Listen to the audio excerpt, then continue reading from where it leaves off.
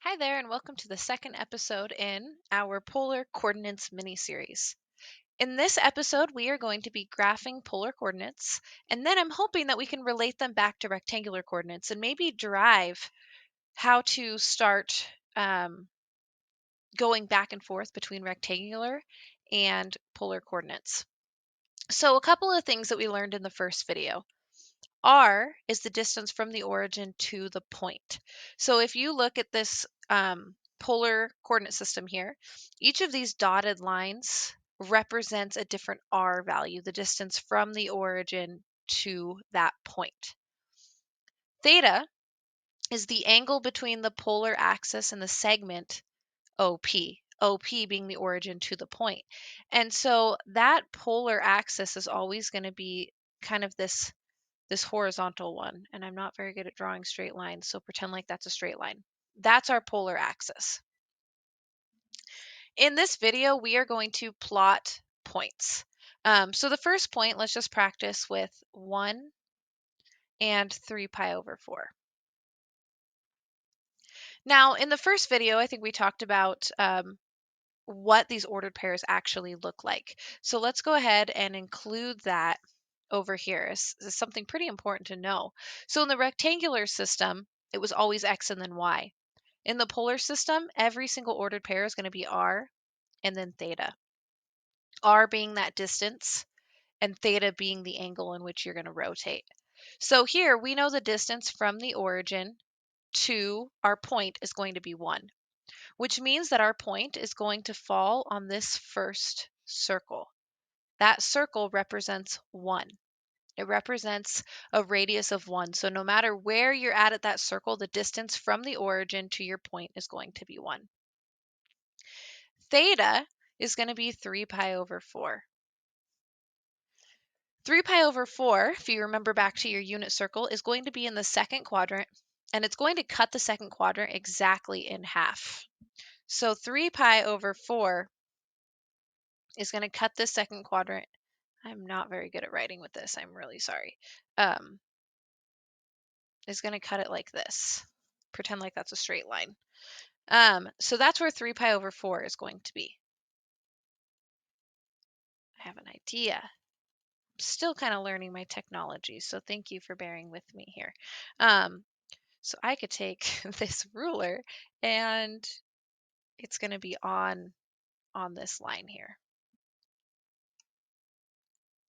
So if we were to draw this point out, that point is going to fall where those two things intersect. So that point is right here. And to make it really clear so you can see that point, let's go ahead and erase the circle and let's erase this ray. And that is the point 1 and 3 pi over 4. Let's try to graph another one that maybe looks a little bit different.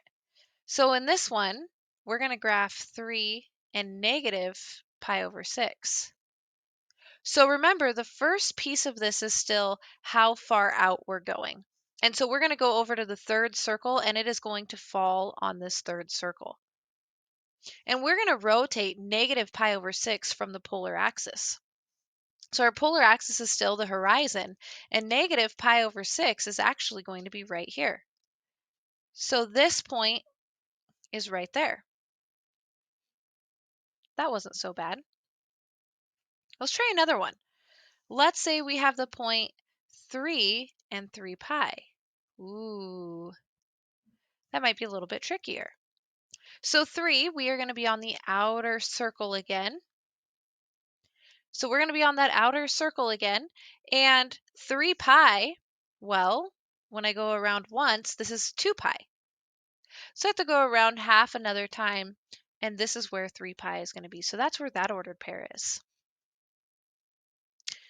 Let's try one more. Let's try something a little bit trickier. So this one, we're going to go negative 2 and pi over 4. What the heck? I thought the radius was always supposed to be positive. Well, that negative is just going to tell you that once you get to pi over 4, go the opposite direction. So we are still going to be on this second circle. We are going to be on the second circle because it's a radius of 2. And pi over 4 is going to cut this exactly in half, so it's going to be right here.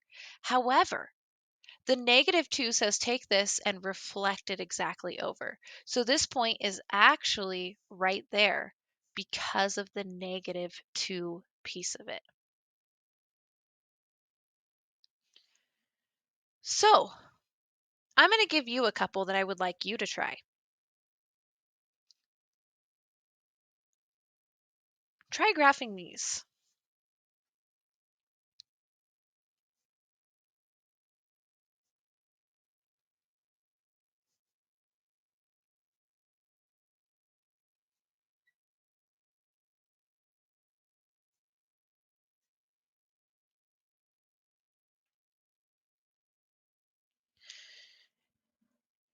Go ahead and graph these. And if you have any questions, drop them in the comments below or wait until the live session and ask.